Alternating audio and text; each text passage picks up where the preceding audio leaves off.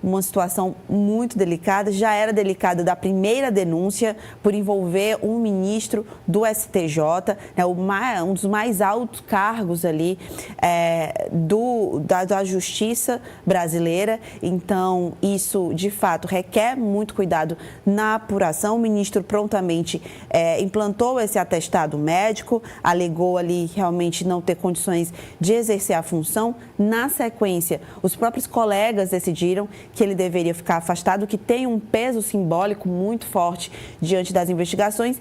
E temos uma segunda denúncia, né, Walter? Então, é uma situação que, de fato, é muito prejudicial para, inclusive, a imagem do judiciário em termos gerais, mas que precisa ter ali todo o cuidado, todo o critério, né? Nesse caso, principalmente quando a gente fala de um tema como o assédio sexual, que é um momento, na verdade não é um momento, a gente sempre viveu isso, mas a gente está com essa condição de feminicídio, de assédio, de violência sexual contra mulheres muito aflorada, né? O que você traz aí, essa leitura que você traz sobre esse caso do ministro Marco Buzzi?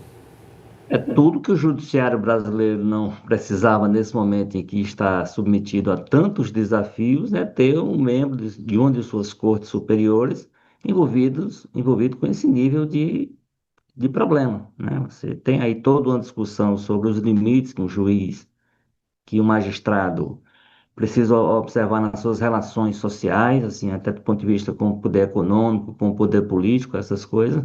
Aí vem uma situação nesse nível de degradação. Você envolve uma autoridade que a gente é obrigado a respeitar, né? O sistema, como um todo do país, o sistema democrático, inclusive, terá dificuldade de funcionar se perder a confiança nos seus juízes, né? Nos seus magistrados. Então, esse tipo de episódio, mais do que nunca, exige que a resposta que venha institucional, no caso aí do STJ, seja a mais transparente e a mais dura possível, né?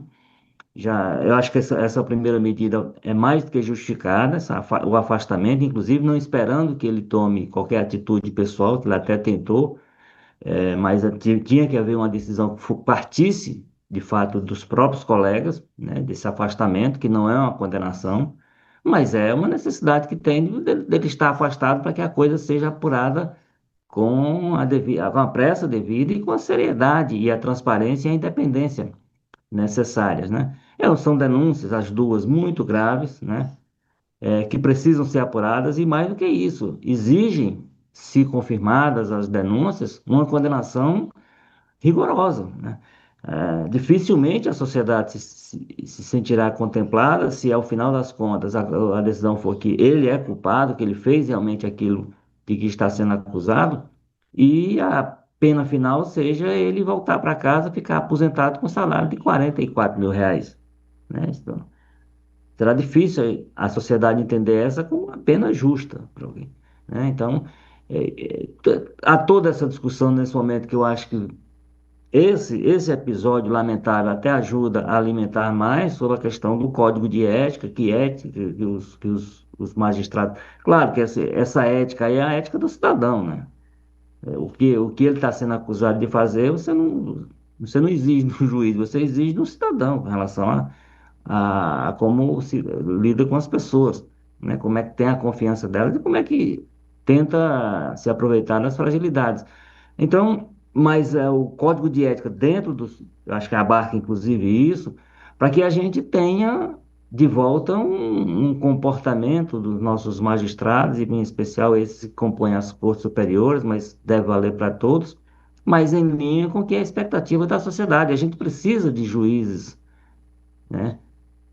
De alguma forma inatacáveis. A gente precisa de juízes que a gente tenha confiança suficiente para que a decisão dele não seja objeto de questionamentos como a gente tem hoje acontecendo no país, né? Por conta um pouco do comportamento que tem adotado, e aí não é nesse campo, mas é em outros níveis de relacionamento com a sociedade, a gente tem todo um questionamento em cima da nossa principal corte. Por isso é que a reação, a resposta precisa vir deles e precisa vir para dar conta dessa situação e de outras que têm surgido, um código de ética que atualize os procedimentos, que atualize as punições e que seja rigoroso o suficiente para que a gente deixe de vivenciar episódios com esse tipo de gravidade, né? Perfeito, Walter. Bom, eu te agradeço muito. A gente segue acompanhando esse caso com muita cautela, lembrando que, como você disse, caso ele seja condenado, enfim, que se prove o que está sendo dito, o que tem toda uma delicadeza, porque foi um fato que aconteceu dentro do mar, não há imagens, então a gente sabe que no Brasil a tese, no caso, a fala da vítima, ela é muito questionada, principalmente desse caso que não há imagem, então fica a palavra da vítima contra a do agressor, então vai ser um caso bem complicado de ser provado, mas se provado, a gente espera essa condenação com uma punição adequada e não essa aposentadoria compulsória, no qual ele simplesmente vai ficar sem trabalhar e recebendo R$ 46 mil por mês. Walter, muito obrigada.